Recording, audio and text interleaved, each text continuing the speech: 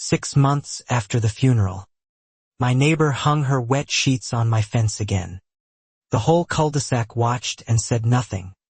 I just stood there, coffee in hand, silent.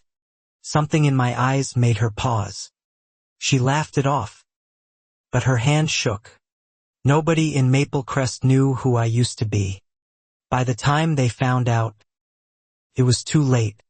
My name is Dana Whitmore, and until 8 months ago I spent my mornings prepping cross-examinations instead of watering roses. I took leave from the firm after my husband Michael died.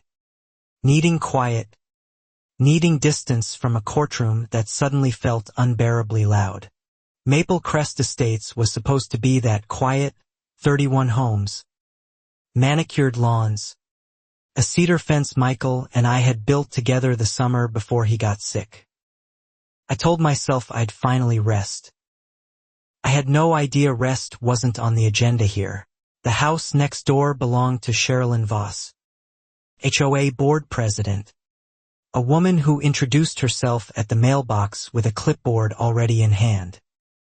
She welcomed me with a smile and a stapled packet titled Community Standards, as if grief came with a permit process. Within a week I noticed the laundry. Sherilyn's dryer, she explained over the fence, had been acting up, so she'd taken to hanging a few things outside. A few things turned into full-line strung posts to post along my cedar boards. I didn't mind at first. Strange, exhausted ways. I told myself it was temporary, that a widow shouldn't pick fights over dish towels. Sherilyn thanked me sweetly and said I was such a team player. The dripping started staining the wood within 2 weeks. Detergent runoff pooled at the base where Michael's climbing roses were just beginning to bud again after winter.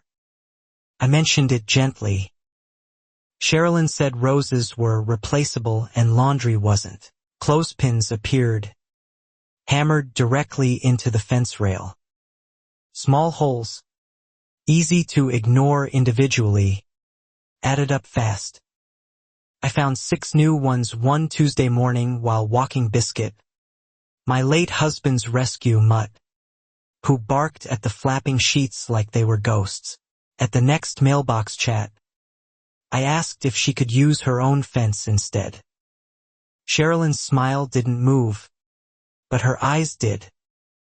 Technically, she said, shared boundary lines are shared responsibility. I hadn't realized the fence was shared. Michael had built it 3 feet inside our line. I let it go again. Rhythms, who walked dogs when, which houses hosted book club, which lawns got flagged for unapproved mulch color. Maple Crest ran on rules nobody voted for and everybody quietly obeyed. Sherilyn's husband Gary served as HOA treasurer, a soft-spoken man who avoided eye contact whenever his wife raised her voice at a neighbor. I noticed early that he flinched at certain topics, reserve funds, audits, the words, special assessment. I filed that away without knowing why. Word around the cul-de-sac was that the Ramirez family, who'd lived in my house before me, moved to Denver for a great job opportunity. Nobody mentioned it fast enough or warmly enough for me to fully believe it. Something about the phrase felt rehearsed. My friend Tessin Gwynn, a paralegal who'd worked cases with me for 9 years, called every Sunday to check on me. When I mentioned the laundry and the clothespins, she laughed. Dana, you argued RICO cases. You're going to let a woman hang towels on your dead husband's fence. I told her I wasn't ready to be that person again. Tessa didn't push, but she did say one thing that stuck with me. Grief doesn't mean you stop noticing when something's wrong. It just means you're slower to act on it. The fence problem became routine, laundry Monday, Wednesday, Friday, sometimes daily during allergy season when Sherilyn claimed pollen ruined indoor drying. I started keeping a small mental log. An old habit from case prep that I couldn't quite shut off no matter how much I wanted peace. One morning I found a hole drilled clean through a fence post. A hook screwed in for a clothesline anchor. That crossed a line even my grief fog recognized. I photographed it. Technically only for myself. Technically not evidence of anything yet. At the spring HOA meeting, held in the clubhouse with stale coffee and folding chairs, Sherilyn opened with an announcement about community cohesion and respecting shared spaces. I sat in the back row, unnoticed, while she cited example after example of good neighborly compromise, never mentioning she was the example. A woman 2 houses down, Carla Jennings, caught my eye afterward and mouthed sorry without explanation. I didn't understand yet what she meant. I would, eventually, understand it completely. Sherilyn cornered me by the coffee urn and thanked me again for being so easy to work with. She said new residents who complained too quickly never lasted in Maple Crest. I smiled, said nothing, and wondered exactly how many people that comment was meant to cover. That night, I pulled the property survey from the closing documents. Mostly out of curiosity, mostly to prove myself wrong. The line was clear. The fence sat entirely on my lot, built 2 feet, 7 inches inside my boundary. Sherilyn's laundry hung over land that was, on paper, mine alone. I didn't confront her yet, or before I moved. The same instinct that had won me 11 consecutive verdicts before I ever stepped foot in Maple Crest. I told myself I was just being thorough, not preparing for anything. Biscuit started refusing to go near the fence line, growling low at the flapping fabric. Dogs notice things people explain away.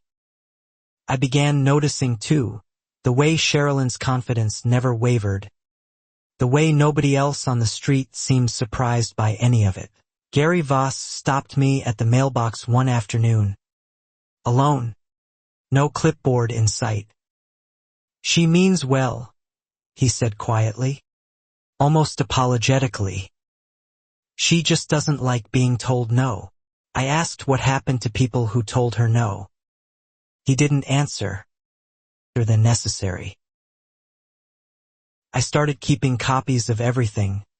Photos, dates, the survey, even the community standards packet with its oddly specific clause about fence usage rights that Sherilyn herself had apparently drafted 2 years earlier, right around the time the Ramirez family sold their house.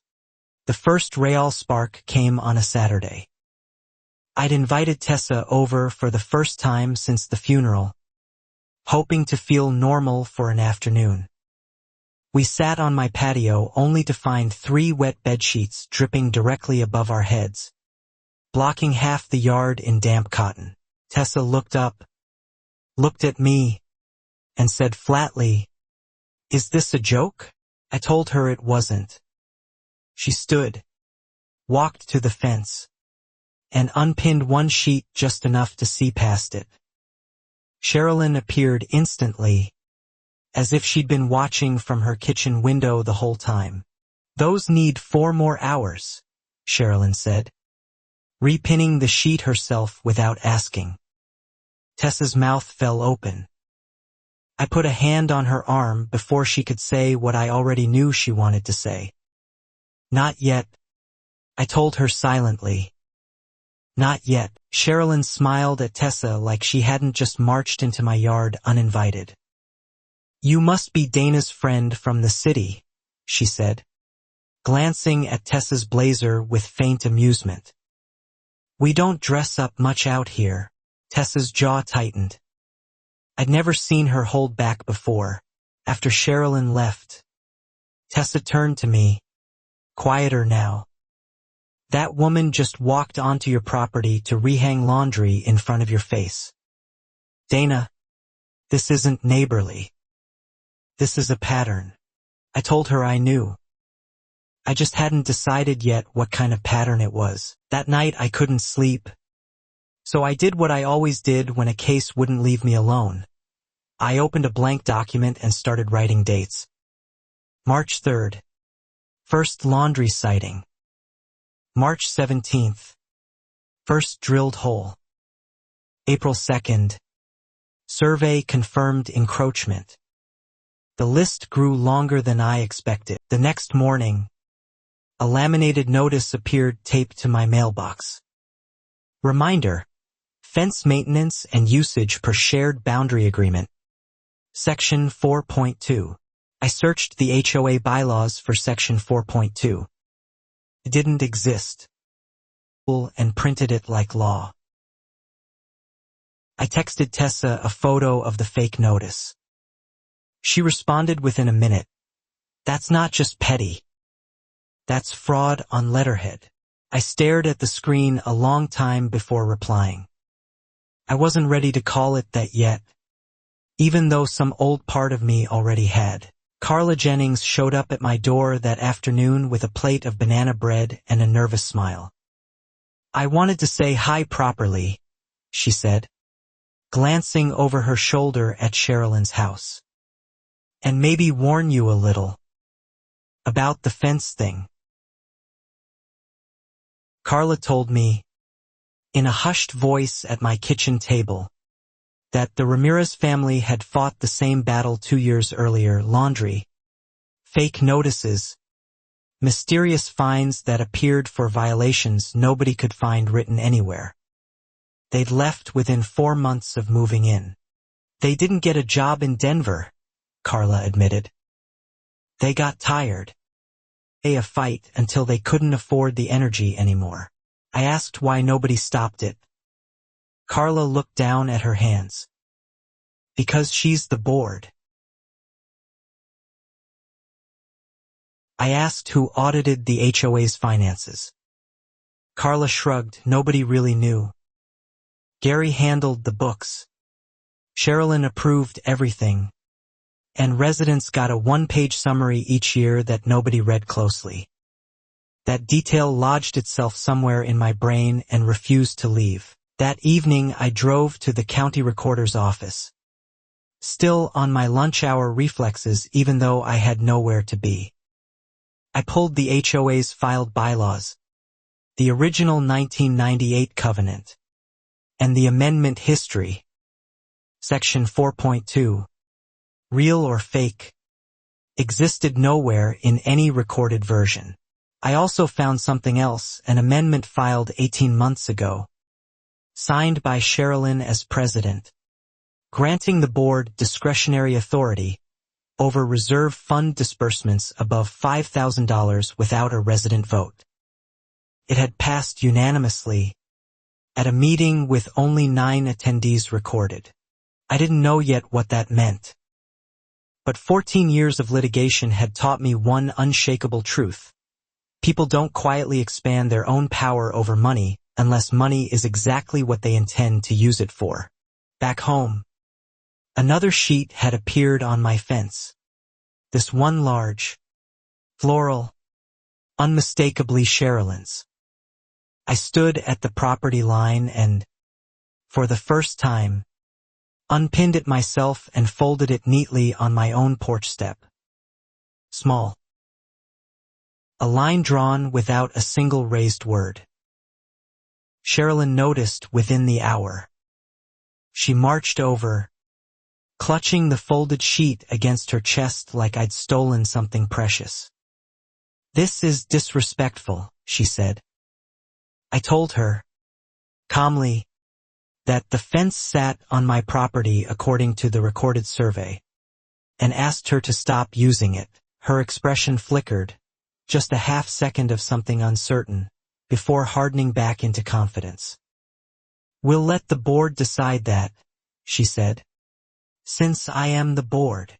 She walked away without waiting for a response. I watched her go and felt, for the first time in months, entirely awake. That night Tessa called and I told her everything, the fake bylaw, the discretionary fund amendment, Carla's warning about the Ramirez family. She was quiet for a moment, then said, "Dana, you sound like yourself again." I hadn't realized how true that was until she said it. I didn't answer right away. Instead, I opened my old case notes template, the one I hadn't touched since Michael's diagnosis, and typed a single header at the top, Maple Crest Estates HOA, preliminary observations. Felt strange. After holding my breath too long, I told myself I wasn't building a case. I was just organizing my thoughts, the way I always had, the way that used to make Michael tease me for turning grocery lists into exhibits. Whatever I called it, the file kept growing every single day after that. 2 days later, a formal HOA violation letter arrived, official letterhead and all, citing me for unauthorized fence tampering and interference with shared community resources. The fine was $200, due within 15 days, appealable only at the discretion of the board president. I read it 3 times before laughing out loud, alone in my kitchen, for the first time since the funeral. Michael would have loved this. He always said the surest sign someone was lying was how official they made the lie sound. I didn't pay it. Not yet. I photographed the letter, added it to my growing file, and noted the date. 52 documented incidents now sat in a folder labeled, half-jokingly, Karen V. Whitmore. Sherilyn escalated within the week. New clotheslines appeared, this time strung between 2 freshly drilled hooks on either end of my fence, spanning the full width of my backyard. She'd added a small sign, "Please do not disturb drying items," per HOA guidelines. I stood at my kitchen window watching her hang a 3rd load that morning, humming to herself, utterly unbothered. It struck me then how confident she was, how certain that no one in 31 homes would ever push back hard enough to matter. Carla texted me a warning that afternoon. Sherilyn had mentioned me at the mailbox to another neighbor, calling me difficult and not a team player, the same phrase she'd used on me weeks earlier, except now weaponized in the other direction.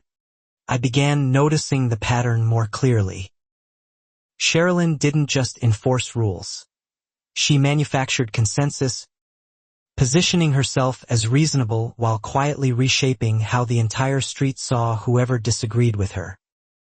It was, I realized with a strange professional respect, genuinely skillful manipulation.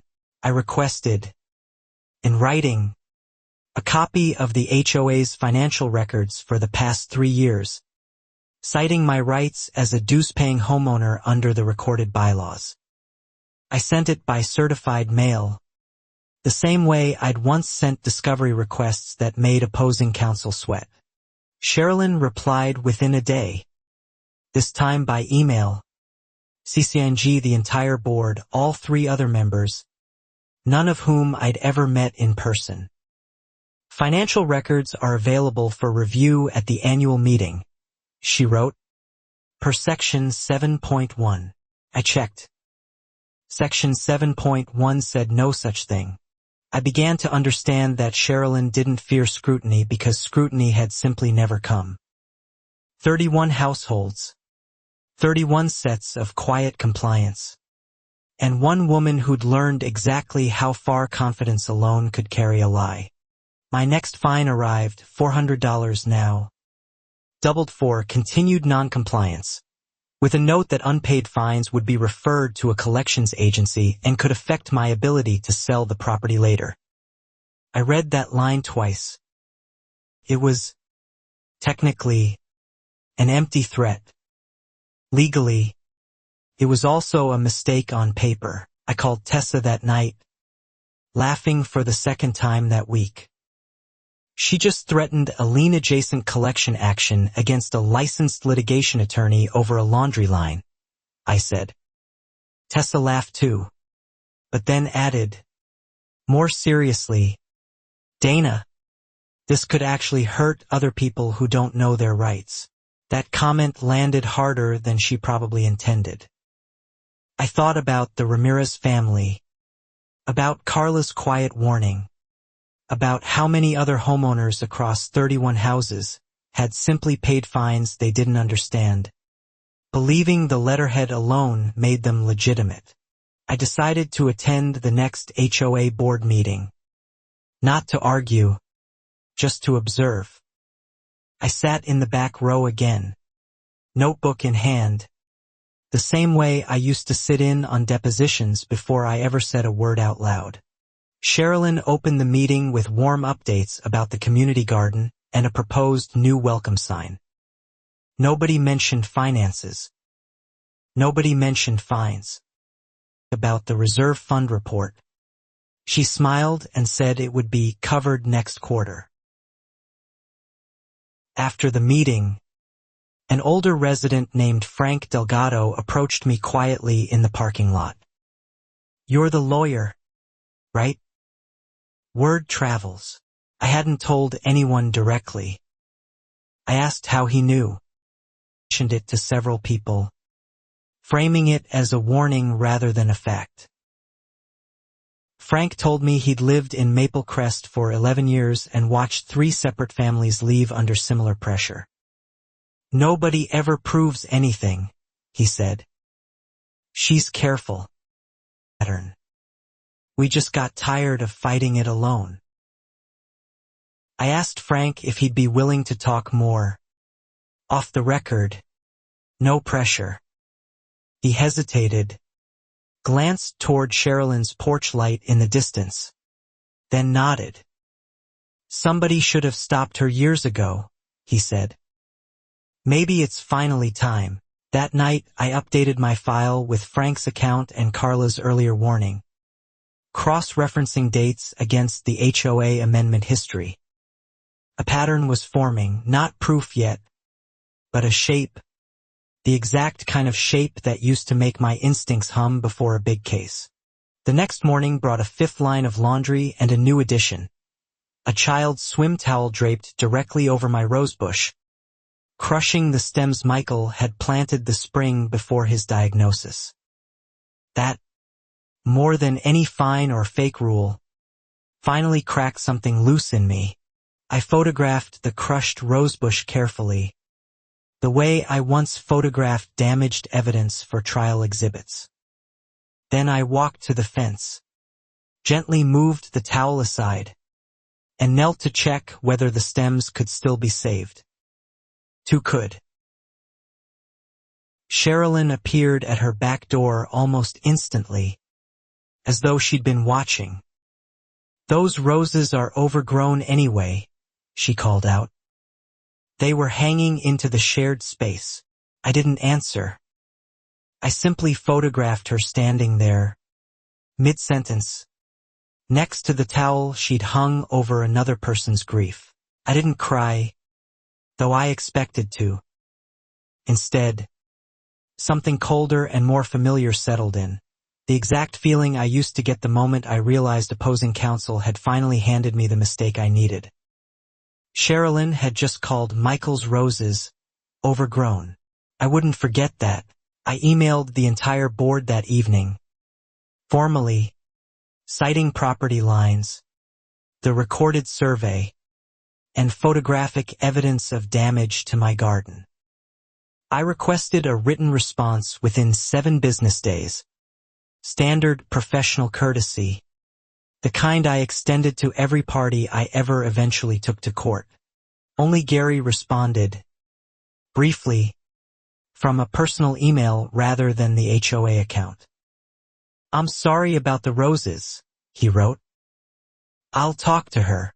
It was the first crack of decency I'd seen from inside that house. Small but real, and I filed it away carefully. 2 days later, Gary reached out again, this time asking to meet privately, away from the neighborhood, at a coffee shop 2 towns over. He said he had some things he thought I should see. I agreed, cautious, uncertain what a treasurer married to Sherilyn Voss could possibly want to reveal. Gary arrived nervous, glancing at the door twice before sitting down. He slid a thin folder across the table, printouts of HOA bank statements he'd apparently kept copies of just in case. He said he didn't know exactly what they meant, only that the numbers never fully matched what residents were told. I skimmed the first page and felt my pulse do something it hadn't done in months. Sharpen, focus, click into place. Discrepancies between deposited dues and reported reserve totals ran into the tens of thousands over 3 years, all routed through vendor payments to a landscaping company I'd never seen a truck from. She handles most of the board relationship with the vendors, Gary said quietly. I just sign what she puts in front of me. I asked if he'd ever questioned it. He looked down at his coffee. I used to. Either. Honestly. I told Gary I couldn't promise anything, that I was still just a homeowner, not his lawyer, not anyone's lawyer at the moment. But I asked if he'd keep copies safe and let me know if anything else surfaced. He nodded, relieved, like he'd been carrying that folder alone for a long time.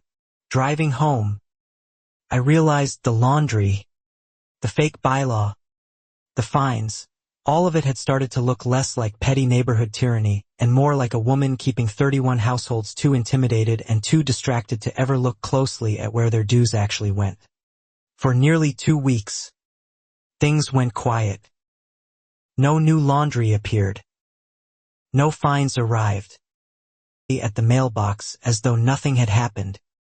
As though crushed roses and fake bylaws were simply weather that had passed through and moved on. I used the lull to keep building. Quietly, carefully. I requested public records on the landscaping vendor Gary had flagged, cross-referencing its registered address with property records across the county. The address matched a small rental unit registered under a name I recognized instantly, Voss. Sherilyn's maiden name, still used on a secondary LLC filing, sat right there in the state business registry, sole owner of Green Path Ground Services, the same company receiving thousands of dollars annually from the HOA she personally presided over. No competing bids. Interest. Tessa, once I showed her, went very quiet on the phone. Dana, she finally said, that's not a gray area. That's a textbook self-dealing violation. Maybe outright embezzlement depending on how the disbursements were approved. I already knew. I just needed to hear someone else say it first. Carla stopped by again. This time with real information instead of banana bread. She'd overheard Sherilyn on the phone near the community mailbox. Voice hushed but audible, saying something about handling the Whitmore situation before the annual audit. I asked what audit. Carla didn't know one had ever happened. I began drafting, carefully, a formal records request under the state's HOA disclosure statutes. The kind few residents ever knew existed. The kind that came with real legal teeth if ignored. I didn't send it yet. Learned long ago. Mattered more than speed. Michael used to say I had a talent for letting people believe they'd won right up until the moment they realized they hadn't. I thought about that often during the quiet weeks. Watching Sherilyn's confidence return in full. Watching her wave at me like a woman who'd already forgotten there was ever a conflict. Frank Delgado texted one evening. Cautious as always. Heard she's telling people you dropped it, he wrote. Just thought you should know what's being said. I replied simply, let her think that. Some part of me almost meant it as a courtesy, letting her enjoy the calm before I finished. I spent one full weekend organizing everything into a single, chronological file: laundry incidents, fake bylaw citations, the fabricated fine notices, the survey proving encroachment, Gary's bank statements, the LLC filing, Carla's and Frank's accounts. 58 pages. And more like discovery. I called the State Attorney General's Consumer Protection Division. Not to file anything yet, just to ask general questions about HOA fraud reporting procedures.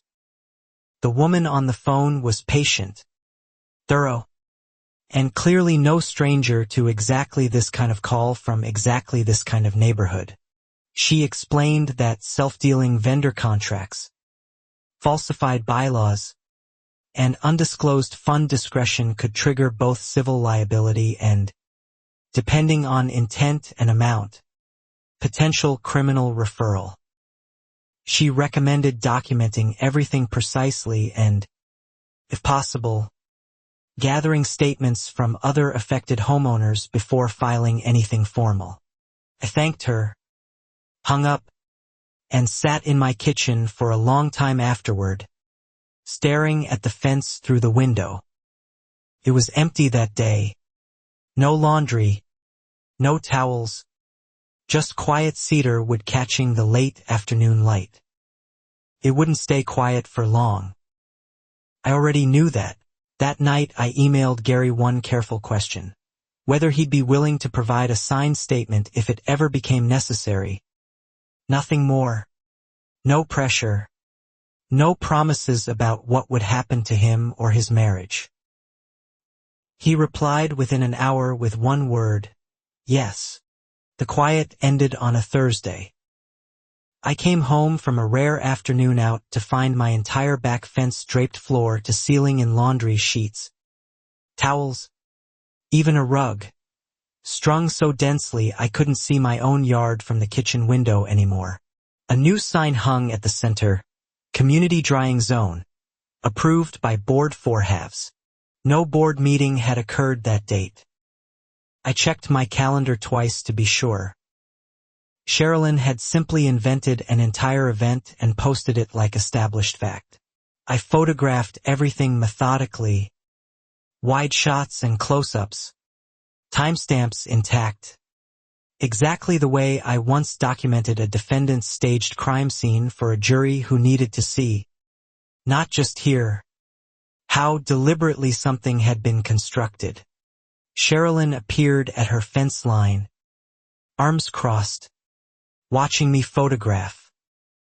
"You've been asking a lot of nosy questions around the neighborhood," she said, voice tight beneath the practiced sweetness. "People are starting to wonder what you're really trying to prove." "Dana, I'm just documenting my own property," I said calmly. Her eyes narrowed slightly. "Your property," she repeated, almost amused. "You've lived here 5 months. I've built this community for 11 years. I don't think you understand how things work here yet." I told her I understood perfectly well how things worked. She studied me for a long moment, something calculating behind her expression, before turning and walking back inside without another word. It was the first time I saw her genuinely rattled, even if only slightly. The next fine arrived within days, $800 now. Citing harassment of board leadership and obstruction of community operations, a phrase with no legal or bylaw basis whatsoever. I added it to the file. 61 documented incidents. Frank called that evening, worried. He'd received his own fine, unrelated to me entirely, for a mailbox color Sherilyn claimed violated a rule that, when he checked, didn't exist either. "She's getting sloppier," he said. "Or she's getting scared." I told him it was probably both. People who've never been challenged tend to escalate the same tactics louder rather than smarter, mistaking volume for strength. Sherilyn had run this playbook successfully for over a decade. She had no idea yet how differently I read a bluff. Carla brought new information the following morning. The Ramirez family's forwarding address, found through an old community directory nobody had bothered updating. I reached out carefully, explaining who I was and why I was asking, half expecting silence in return. Mrs. Back within a day. Voice cautious at first, then increasingly emotional as I described the laundry, the fake bylaws, the fines. That's exactly what happened to us, she said. Almost word for word. To fight it. She agreed, hesitantly, to write a statement describing their experience, the fabricated violations, the pressure that eventually pushed them to sell at a loss and leave a neighborhood they'd once loved. It was the second outside account confirming the pattern I now understood clearly wasn't accidental. I began drafting a formal demand letter, the kind I'd written hundreds of times in my career, laying out the encroachment, the fabricated bylaws, the vendor conflict of interest, and a request for immediate cessation along with financial transparency. I didn't send it. I wanted one more thing first. I requested, through the state's HOA oversight statute, a formal independent audit trigger, available whenever a documented percentage of homeowners signed a joint request. I needed signatures. I began approaching neighbors I now trusted, Carla, Frank, the Ramirez family by mail, a few others Carla vouched for. Within a week I had 11 signatures, more than the threshold required. Each conversation revealed another small piece, a fine here, a fake rule there, a vendor payment nobody could explain. 11 households, each individually convinced they'd simply been unlucky, collectively realizing they'd been systematically managed. Sherilyn noticed the quiet gathering of neighbors before she understood its purpose. She began appearing at more mailboxes, more driveways, dropping comments about outside troublemakers and people who don't understand community values. Nobody argued with her directly. Everybody just kept signing anyway. I filed the audit request formally with the county's HOA oversight office, attaching the required signatures, careful to keep my own name positioned as simply one concerned homeowner among many, not yet the architect behind it. Strategy, Michael always said, was knowing exactly when to stay invisible. The audit notice arrived at the HOA's registered address within 10 business days. A formal letter requiring financial records production within 30 days or facing potential board dissolution proceedings. Gary texted me a single photo of the envelope, unopened on the kitchen counter, and one word, oh. Sherilyn's response wasn't panic. Not yet. It was control. Tightened further. A new HOA-wide notice went out announcing increased enforcement of community standards effective immediately, listing a dozen new violation categories, most invented on the spot, all carrying steep fines. My fence, ironically, became the least of my problems that week. A fine arrived for excessive holiday lighting, despite it being late spring with no lights installed at all. Another for unregistered vehicle, referring to Tessa's car, parked once, 3 weeks earlier, for 4 hours. Frank received 3 fines in 1 week. Carla received 2. Though no longer residents, somehow still received a collections notice referencing an old unpaid balance from over 2 years prior, timed suspiciously close to Mrs. Ramirez agreeing to submit her statement. I recognized the pattern immediately, retaliation dressed as routine enforcement. Escalating pressure meant to isolate and exhaust anyone who might be part of the growing resistance. It was, in a strange professional way, almost impressive in its coordination. It was also, legally, exactly the mistake I needed. I began cataloging every new find by date, recipient, and timing relative to the audit filing, building a clear retaliation timeline that would matter enormously if this ever reached a courtroom, arbitration hearing, or state oversight review. The pattern wrote itself. I just had to record it accurately. Gary reached out again, more shaken this time. Sherilyn had asked him to adjust some entries before the audit arrived, specifically around the Greenpath grounds payments.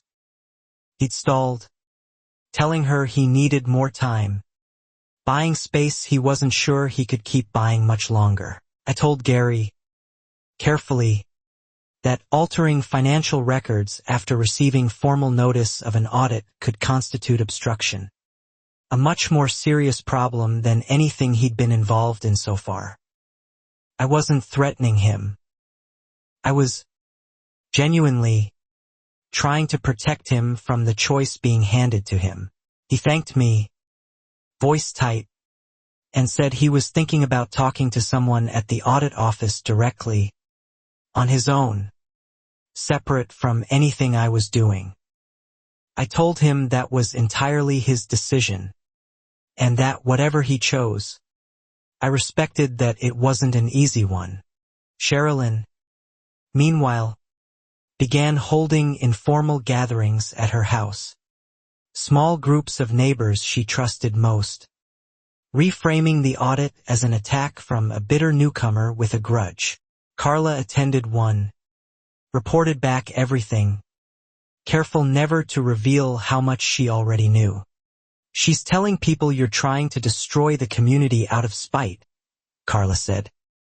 "That you're some kind of disgraced lawyer looking for a target now that you can't practice anymore."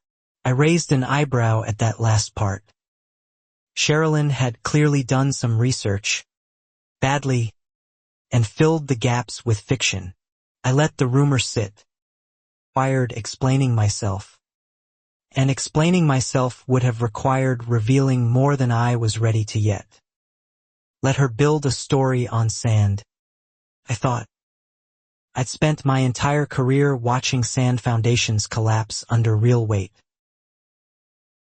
The laundry returned that week, heavier than ever, strung not just across the fence but now looped through my patio railing as well, extending well past any boundary that could charitably be called shared.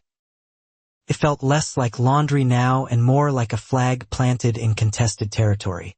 I didn't remove it this time. I photographed it, dated it, and let it hang exactly where Sherilyn had put it, undisturbed.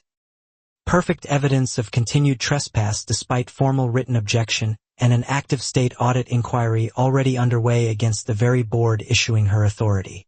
A new fine arrived. $1,100, the largest yet, citing pattern of noncompliance and disrespect toward board authority. I read it twice, smiled faintly, and filed it. Every fine she sent now only strengthened the exact record I needed, and some part of her seemed to sense that without understanding why. Tessa flew in for a weekend, officially to check on me, unofficially because she couldn't stand missing what she called the collapse in progress. We sat on my patio, laundry looming overhead again, and went through the full file together, page by page, line by line. "This isn't just an HOA dispute anymore," Tessa said finally, setting down the last page. "This is fraud." self-dealing, retaliation, and probably wire fraud depending on how those vendor payments moved. Dana, this is a real case. This is your kind of case. I sat with that for a long moment, looking at the fence, at the roses Michael had planted, half crushed but still holding on. I know, I finally said. I think I've known for a while. I just needed to be sure I wasn't building this out of anger instead of evidence. Tessa shook her head. 11 signatures. 3 sworn statements. Bank records. And a fake bylaw with a made-up section number. That's not anger, Dana. That's a case file. Very good one. I laughed. The real kind. For the first time in what felt like months. That night, I finally sent the formal demand letter to the HOA board, copying the county audit office and, for good measure, the State Consumer Protection Division. I laid out the encroachment, the fraudulent bylaw, the fabricated fines, the retaliation timeline, and the undisclosed vendor conflict. Point by point, I gave the board 14 days to respond with full documentation or face formal legal action, including a civil suit for damages and a request for board removal under the community's own recorded covenant provisions Sherilyn herself had once cited so confidently against me. The response came fast, but not from Sherilyn. It came from the HOA's outside legal counsel, a firm clearly unaware of exactly how deep the documentation went, offering a friendly resolution involving a waived fine and a request that I reconsider pursuing further action. I responded personally, briefly, identifying myself for the first time by my professional credentials, 14 years of litigation experience, a record they could easily verify. I informed them I wasn't interested in a waived fine. I was interested in full transparency and accountability for every homeowner harmed. Word spread through Maple Crest within days. Not from me, but from the HOA's own nervous outside counsel calling other board members for damage control. Suddenly neighbors who'd avoided eye contact for months began stopping by, quietly, asking if the rumors were true. I told each of them the same thing. I wasn't trying to destroy the community, only to make sure everyone finally saw exactly how it had been run behind their backs for years. Most left relieved, unsure yet which side of the fence, so to speak, they wanted to stand on. Sherilyn's confidence, for the first time since I'd moved in, visibly cracked in public. At the mailbox that week, she didn't smile. She simply stared at me for a long moment before turning and walking briskly back inside. Laundry basket abandoned halfway down her driveway. The following Sunday, Sherilyn called an emergency HOA meeting. Mandatory attendance strongly encouraged in the notice. Held in the clubhouse under fluorescent lighting that made everyone look exhausted before they'd even sat down. I arrived early, took the same back row I always did. She opened aggressively, framing the audit as a personal vendetta orchestrated by one bitter, grieving newcomer using her legal background to manipulate frightened neighbors. She didn't say my name, but every head in the room turned toward the back row anyway. I stayed silent, let her finish, let the room absorb every word she chose. Then, calmly, I stood and asked a single question, whether she'd like to explain, on record, why Greenpath Ground Services was registered under her maiden name while receiving exclusive HOA landscaping contracts for 3 years. The room went completely still. Sherilyn's mouth opened, then closed. Gary, seated at the treasurer's table beside her, stared down at his folded hands, unable to meet anyone's eyes, especially not his wife's. "That's a private business matter," Sherilyn finally said, voice sharper now, cracking slightly at the edges. "It has nothing to do with tonight's discussion." I asked, just as calmly, why then had it appeared repeatedly in HOA disbursement records without competitive bidding or disclosed conflict of interest? A murmur rippled through the room, low but unmistakable. Frank stood next, unprompted, and asked about his own fabricated finds. Carla followed, describing the fake laundry sign dated to a meeting that never happened. One by one, quiet residents I'd never spoken to began speaking up too. Sherilyn's composure began to fracture visibly, her voice climbing louder, defensive, accusing the room of being manipulated, and turned against her by outsiders who don't understand what it takes to hold a community together. Nobody in the room seemed to be buying it anymore. She turned directly to me then, eyes hard. "You think you can just walk into my neighborhood and destroy everything I built?" she said. "I built this community from nothing. I've held the street together for 11 years. And you show up, 6 months a widow, and think you know better." The room went silent at that, uncomfortable, several neighbors visibly flinching at how far she'd taken it. I felt something tighten in my chest, not from hurt exactly, but from clarity. She just confirmed, publicly, that she saw grief as leverage rather than something to respect. "My husband," I said quietly, "built that fence with his own hands the summer before he died. You've spent months draping laundry over it, drilling holes through the wood, crushing the roses he planted, and calling it community spirit. I don't think you held the street together. I think you controlled it." Nobody spoke. Pale, then red, some mixture of fury and exposure neither of us had words for yet. She gripped the podium edge and said, quieter now, "This meeting is adjourned," though no formal vote had been taken to close it. Residents filed out slowly, several stopping to shake my hand or squeeze my shoulder on the way, quiet acknowledgments of something that had needed to be said for far longer than 6 months. Carla hugged me at the door. Frank simply nodded. Once, deeply. Gary stayed behind after everyone left, still seated at the treasurer's table, head in his hands. I approached carefully, quietly, not looking up.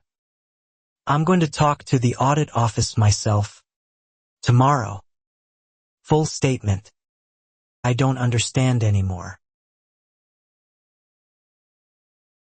I told him that took real courage, especially given everything it might cost him personally. He looked up, eyes tired. "I should have done it years ago. For the Ramirez family." Honestly, I didn't ask how many everyone included. I suspected the number was larger than any of us fully knew yet.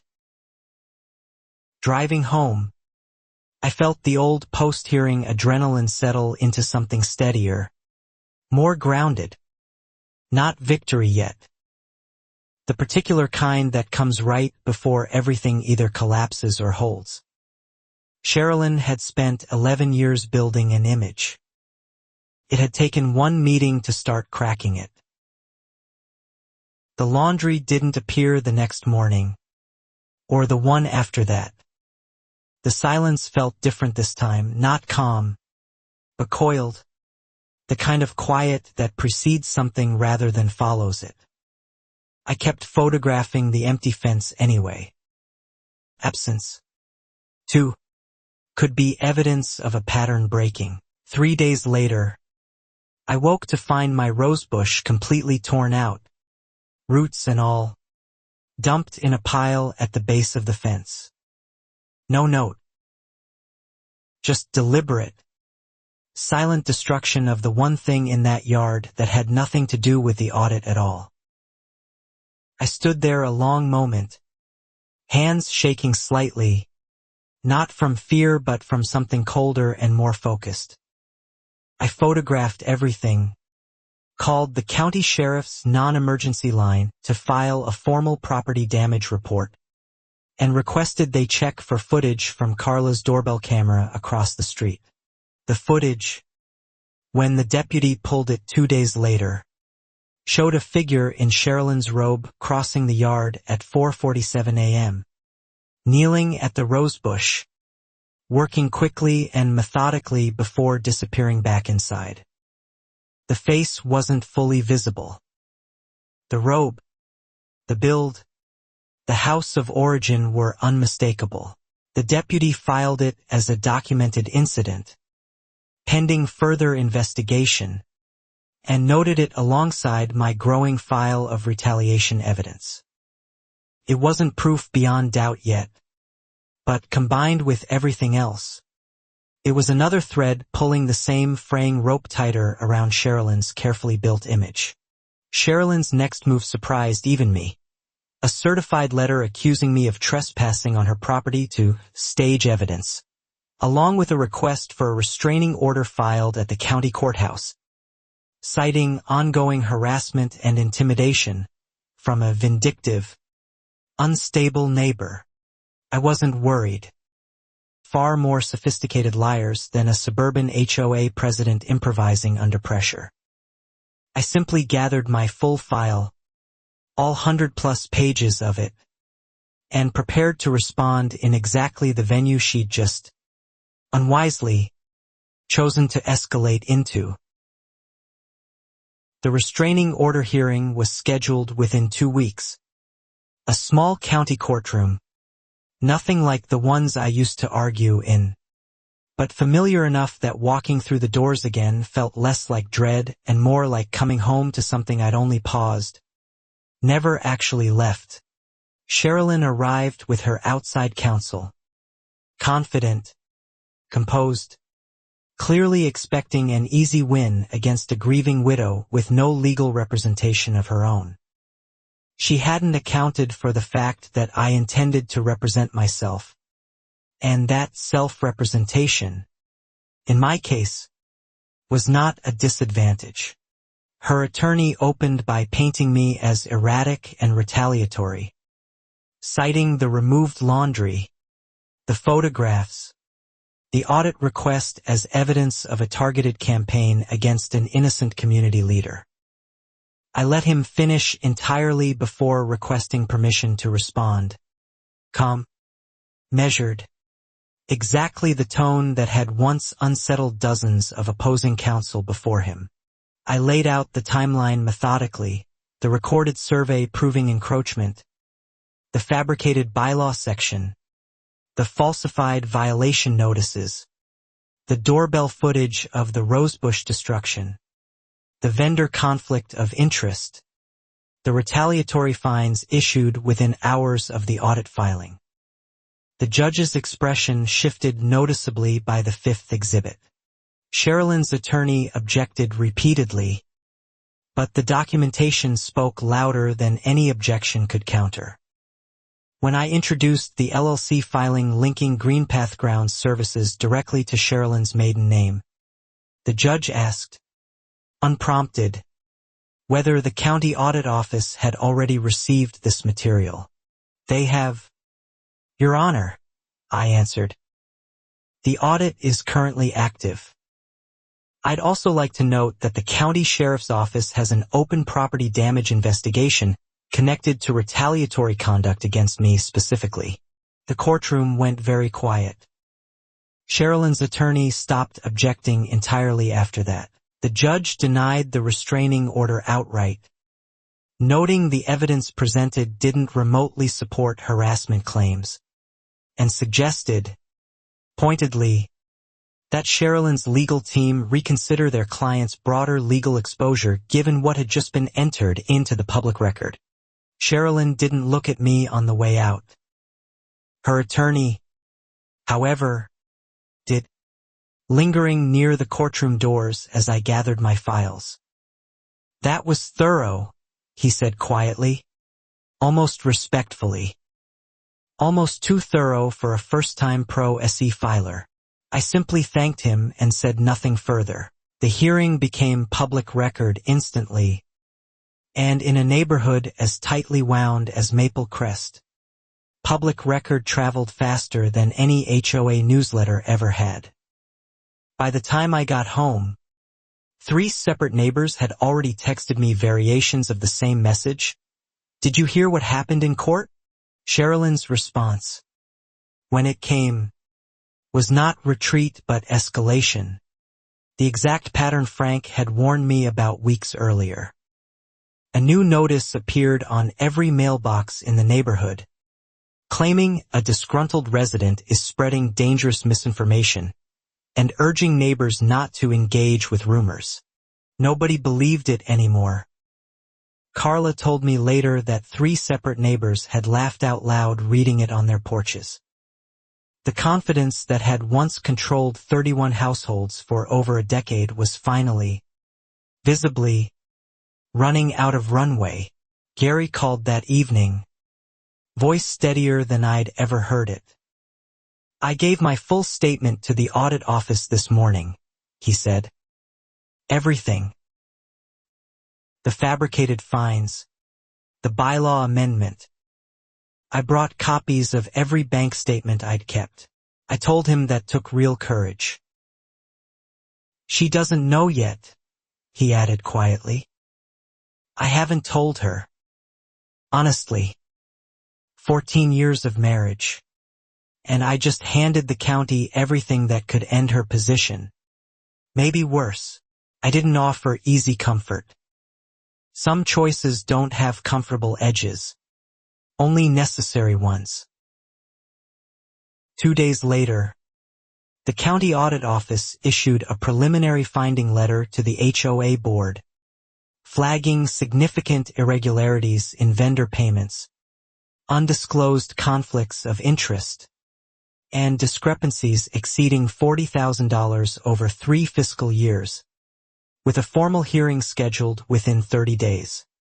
Sherilyn's certainty finally cracked in full public view when the letter, somehow, ended up photographed and shared in the neighborhood group chat within hours of delivery. Nobody admitted to leaking it.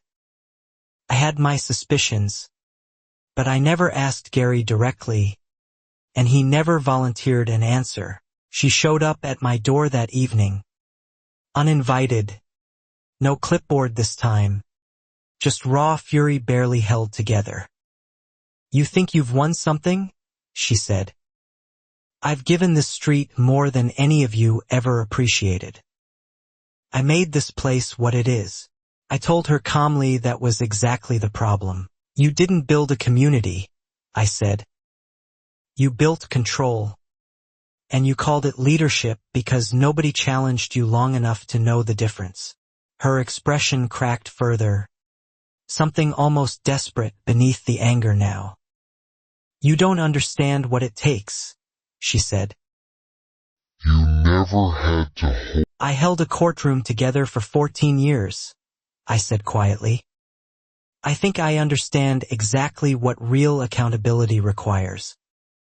You've just never had to face any."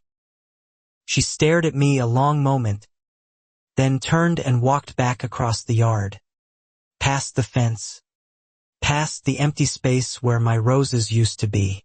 The next morning, the HOA's outside counsel resigned formally, citing irreconcilable differences regarding representation obligations, a polite legal phrase that essentially meant they'd realized exactly how deep the exposure went and wanted no further part of defending it. Sherilyn scrambled to find new counsel within days, calling 3 different firms across the county, none willing to take the case once they reviewed even a summary of the audit findings. Word moved fast in small legal circles, faster than she'd apparently anticipated. Frank told me she'd started avoiding the mailbox entirely, sending Gary instead. The same Gary whose sworn statement had triggered the very audit now closing in around her. I wondered if she knew yet. I suspected, given how quiet their house had gone, that she did. Carla organized, quietly and without asking me directly, an informal gathering of affected residents, 11 households now, plus the Ramirez family joining by video call from Denver. Everyone compared notes, finds, and stories, discovering just how identical Sherilyn's tactics had been across years and different targets. I attended, mostly to listen, watching neighbors who'd once avoided each other's eyes now openly comparing fake violation notices side by side, laughing bitterly at how similarly worded they all were. Someone joked that Sherilyn had clearly used the same 3 templates for over a decade. Mrs. on the call said something that stayed with me long after. We thought it was just us. That's how she kept winning. Everyone thought they were the only one being targeted. Nobody realized how many of us there actually were. I began compiling the collective testimony into a single unified complaint, coordinating with the audit office and, increasingly, with a state civil investigator who'd taken interest once the scale of the pattern became clear across multiple years and multiple households. The investigator, a methodical woman named Renata Ellis, called me directly, having reviewed my file. This is one of the more thoroughly documented civilian complaints I've seen come through this office, she said. Most people give up before it gets this organized. You didn't. I told her I'd had practice organizing exactly this kind of thing, though I left my full history vague for the moment. She didn't push, be willing to formally consult, unofficially, given my background, on how the evidence could best support both civil and potential criminal referral. I agreed, stepping back into that role even informally. But it also felt like the first genuinely right decision I'd made since Michael died. Not running from who I used to be, but finally letting it serve something that actually mattered again. Sherilyn's HOA presidency became formally contested within the week. Under the recorded covenant's emergency removal clause, one she herself had cited against a previous resident years earlier, ironically, a petition for special board review required only 15% of homeowner signatures to trigger a formal vote. I had, by that point, 23 signatures, nearly 3/4 of the neighborhood. Frank delivered the petition personally to the HOA's registered agent.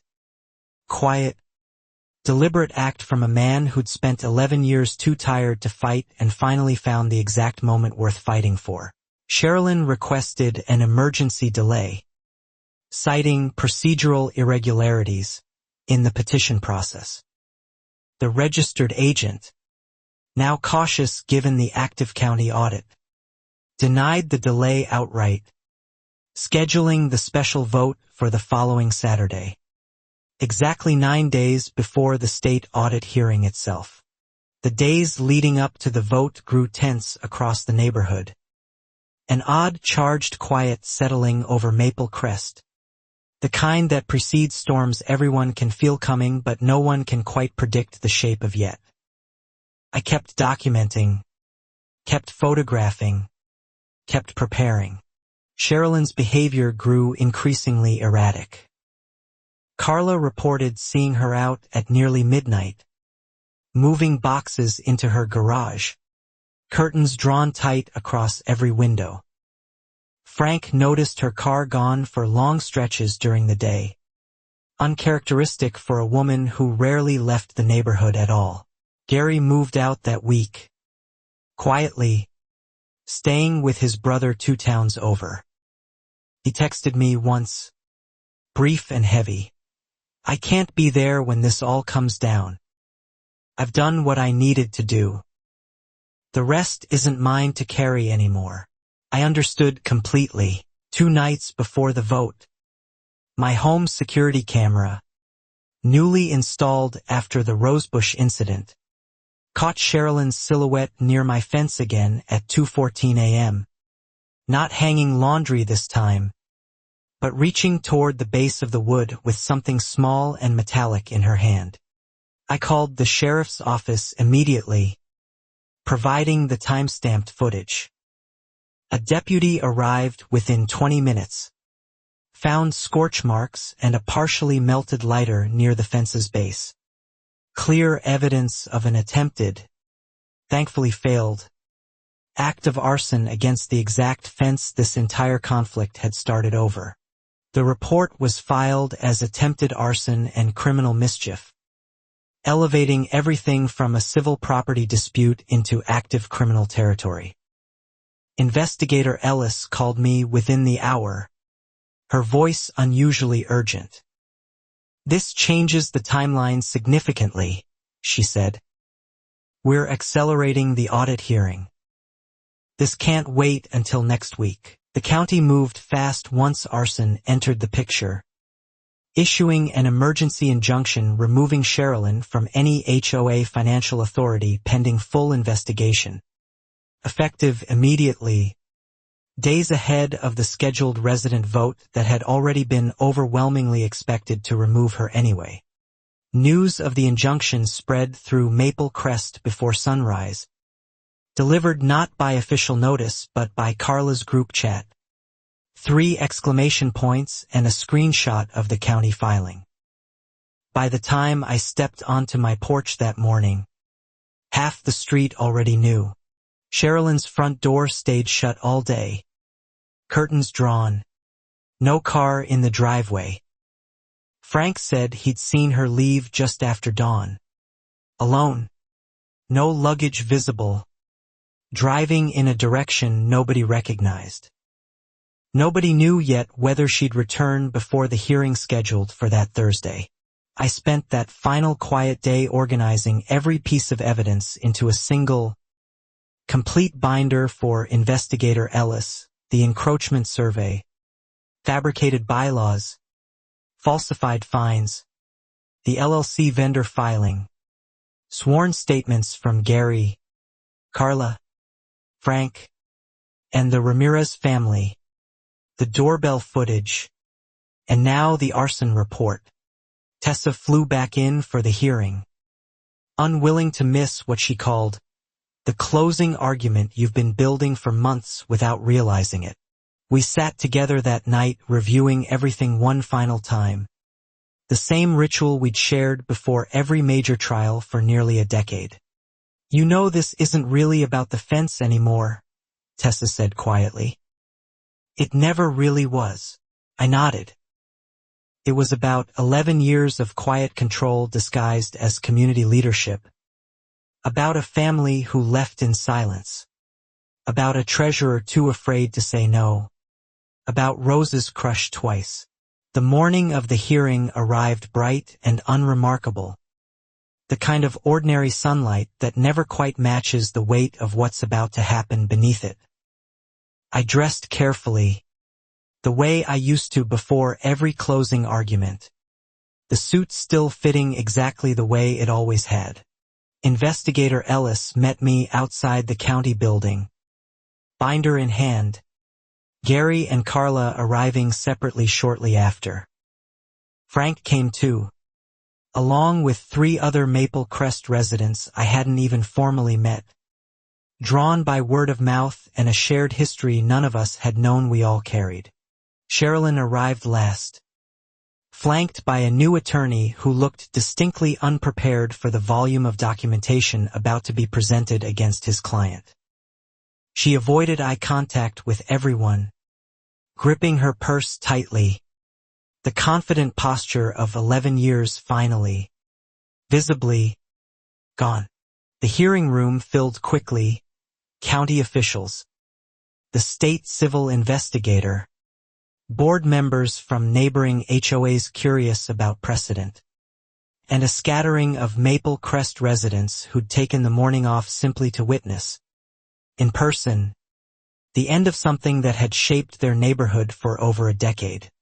The hearing opened with Investigator Ellis presenting the audit's preliminary findings: $43,000 in undisclosed vendor payments routed through Greenpath Ground Services.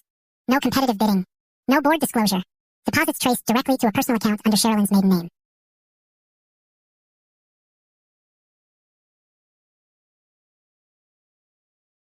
Sherilyn's attorney attempted an opening defense, framing the arrangement as an informal community service agreement rather than fraud. The county's financial examiner, called next, dismantled that framing methodically, walking through 3 years of falsified invoices that inflated actual landscaping costs by nearly triple market rate. Gary took the stand next, visibly shaken but steady, describing years of signing disbursements he didn't fully understand, requests to adjust entries before the audit arrived, and a marriage built increasingly around silence he could no longer justify keeping. Sherilyn stared at the table throughout his entire testimony. Carla testified about the fabricated bylaw section, the fake meeting date on the laundry sign, and the pattern of retaliatory fines issued within hours of any resident pushback. Frank followed, describing 11 years of watching neighbors leave quietly rather than fight a system stacked entirely against them. Mrs. by video, describing the same tactics used against her family 2 years prior: fabricated violations, sudden fines, pressure that eventually cost them thousands in a rushed, discounted home sale. "We thought it was just bad luck," she said. "We didn't know it was a pattern until..." "When my turn came, I didn't raise my voice once. I laid out the timeline exactly as I'd built it: encroachment, fabricated authority, falsified fines, vendor fraud, retaliation, and finally, attempted arson. Each piece connected cleanly to the next, exactly the way 14 years of trial work had trained me to present it. I entered the security footage into the record: Sherilyn's silhouette at the fence, the melted lighter, the sheriff's incident report. The room went utterly silent watching the timestamp roll across the screen, followed by the unmistakable flare of flame briefly catching against damp cedar wood before extinguishing itself. Sherilyn's attorney requested a recess. The judge denied it, citing the volume of already verified evidence and the active criminal referral now attached to the case. Sherilyn herself said nothing throughout, staring straight ahead, jaw tight, hands folded so firmly her knuckles had gone pale. The county's closing summary was brief and unambiguous. Sufficient evidence existed for civil recovery of misappropriated funds, immediate and permanent, removal from any HOA leadership role, and formal referral to the district attorney's office for potential fraud and arson charges, pending further investigation. The judge's ruling came swiftly. Sherilyn Voss was permanently barred from serving on any homeowners association board within the county, ordered to repay the full documented misappropriation with interest, and referred for criminal prosecution on both the financial fraud and the attempted arson charge. She didn't react outwardly at first, just sat frozen as the ruling was read. 11 years of carefully constructed authority dissolving in under 4 minutes of formal legal language.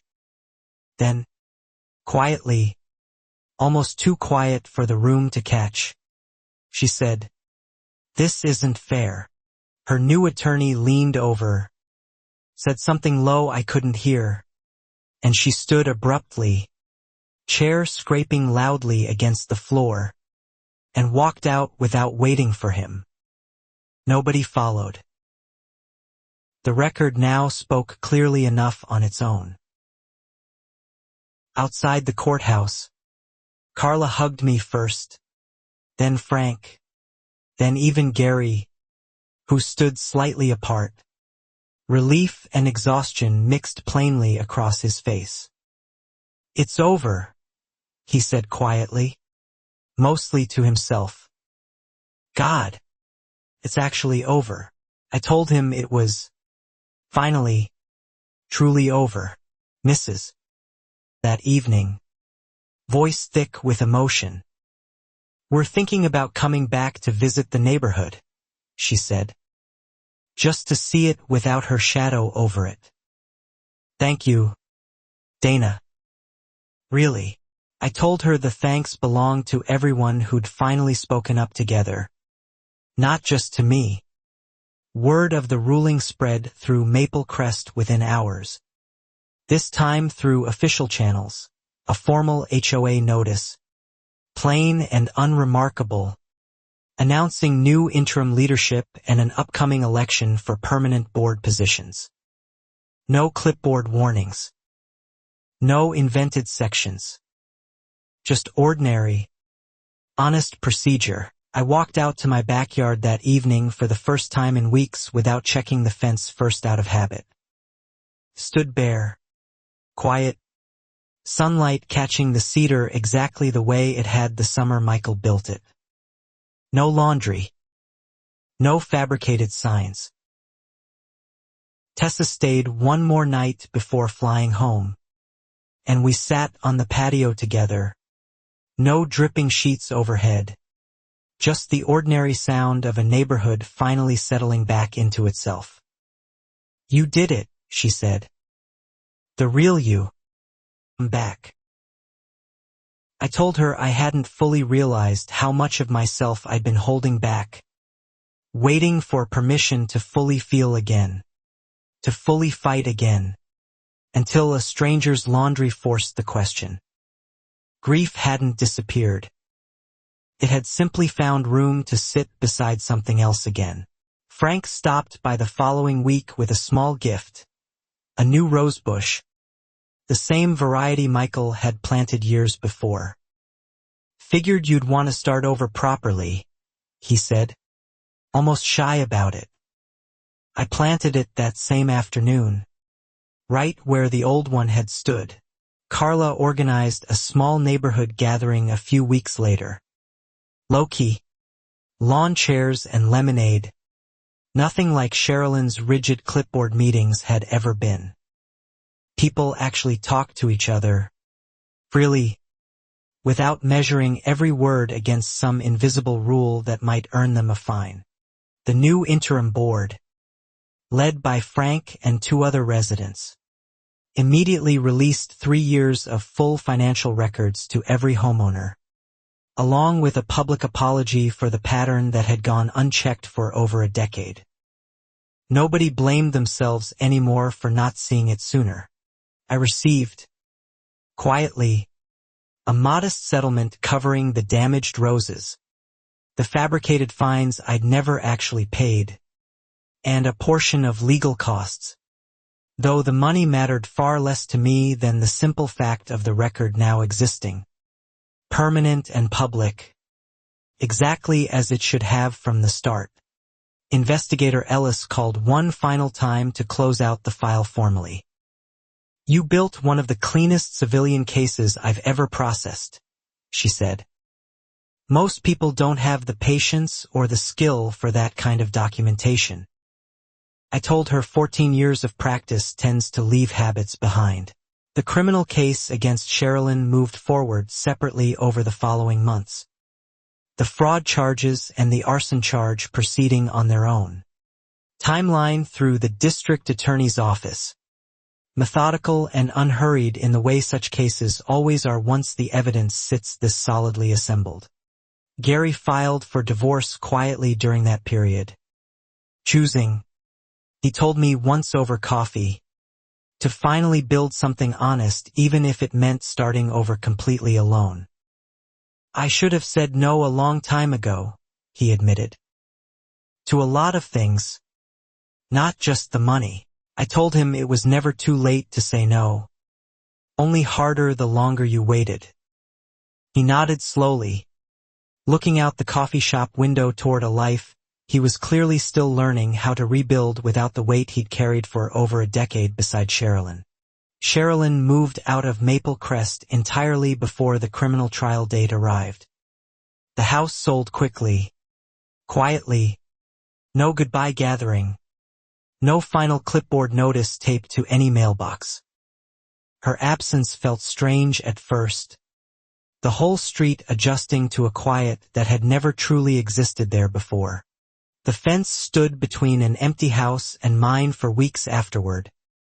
No laundry, no hooks, no shadow of the woman who'd once claimed it as her own community resource. I found myself, oddly, almost missing the ordinary irritation of it, if only because it meant this was finally, entirely resolved. A young couple eventually moved into Sherilyn's old house. Quiet, friendly, immediately curious about the neighborhood's clearly complicated recent history. I told them the short version over the fence one afternoon, watching their expressions shift from disbelief to something like relief that it had already ended before they arrived. The trial, when it finally came months later, moved quickly given the volume of evidence already established through the civil hearing. Sherilyn pled to reduce charges on the fraud counts and stood trial only on the arson charge, which the jury deliberated barely 2 hours before returning a guilty verdict. I attended the sentencing, not out of vengeance, but out of a simple need to see the full arc complete. The way I'd always needed to witness the final page of any case I'd spent this much of myself building. She received probation, restitution, and a permanent restraining order regarding my property. Standing outside the courthouse afterward, I felt something settle in my chest that had been unsettled since the funeral, since the diagnosis before that, since long before Sherilyn Voss ever hung a single sheet on Michael's fence. Not closure exactly. Something steadier. Ground.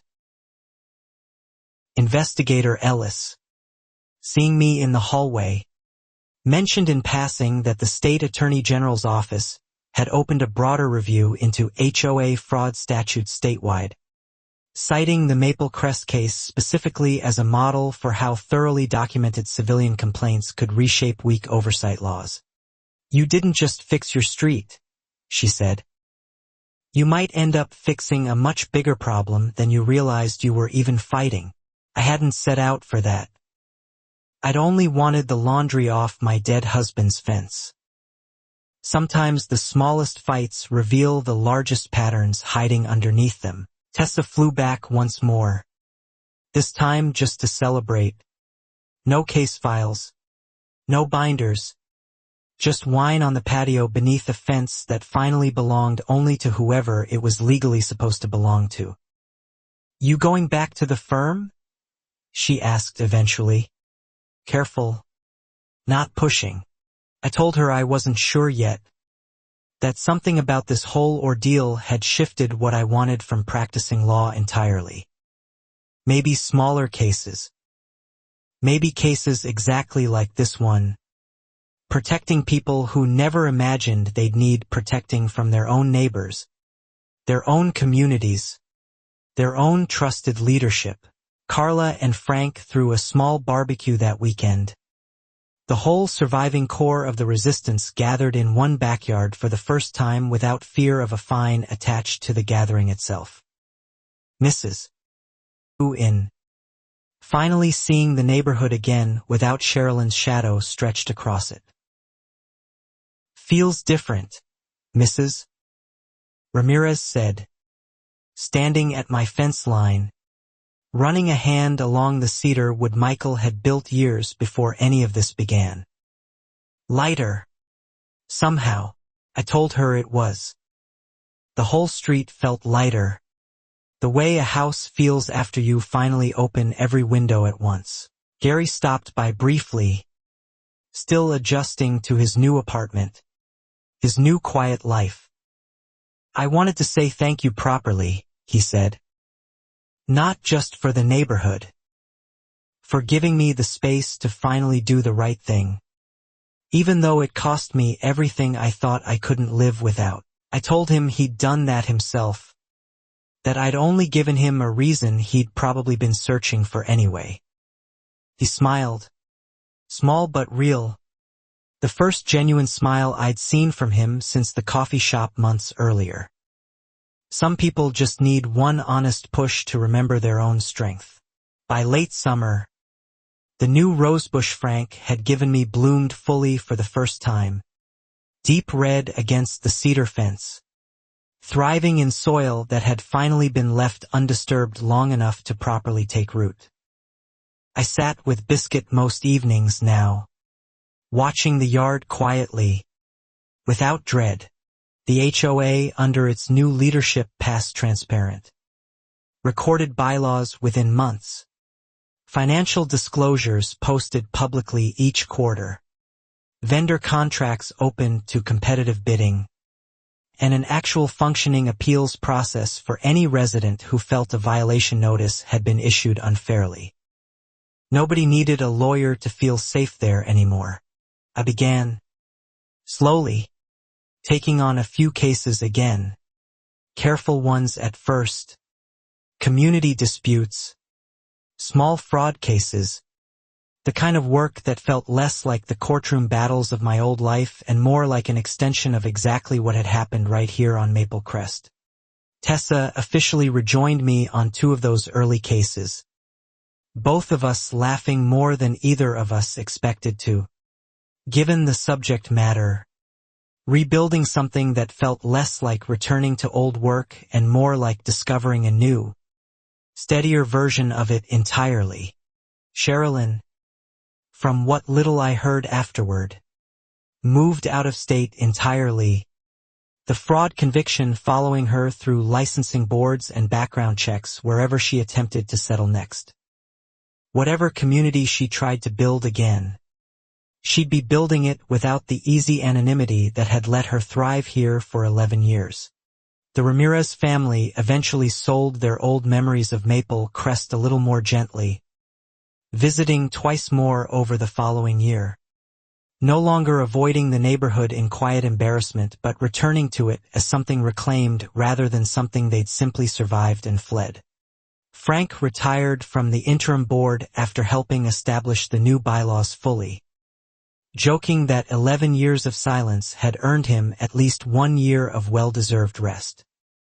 Carla took over as president instead, running meetings with actual agendas, actual votes, and notably, absolutely no fabricated laundry rules whatsoever. I still think about Michael most mornings, still miss him in the ordinary quiet ways grief eventually settles into rather than disappears from. But I no longer feel like the woman who arrived here 6 months a widow, uncertain whether she had anything left in her worth fighting with. The fence still stands exactly where he built it, cedar weathered now, roses climbing steadily along its base each spring. No longer a battleground, simply a boundary doing exactly what a fence is supposed to do, marking a home, protecting it, holding steady through whatever weather eventually comes. Some nights I sit on the patio with Biscuit, watching the empty fence line, and think about how close I came to letting it all go unchallenged out of exhaustion, out of grief, out of the simple human instinct to avoid one more fight after already surviving the hardest one. I'm glad I didn't. Or the fines, or even the roses, but because somewhere in fighting for a boundary line, I found my way back to the parts of myself I thought I'd lost permanently the day Michael died. Maple Crest is quiet again now. Honestly quiet. And every so often, when a light breeze moves through the yard, I imagine I can almost hear him laughing at the absurdity of it all. a lawyer, a widow, Karen, an offense, of all things, being exactly what finally brought me all the way back home.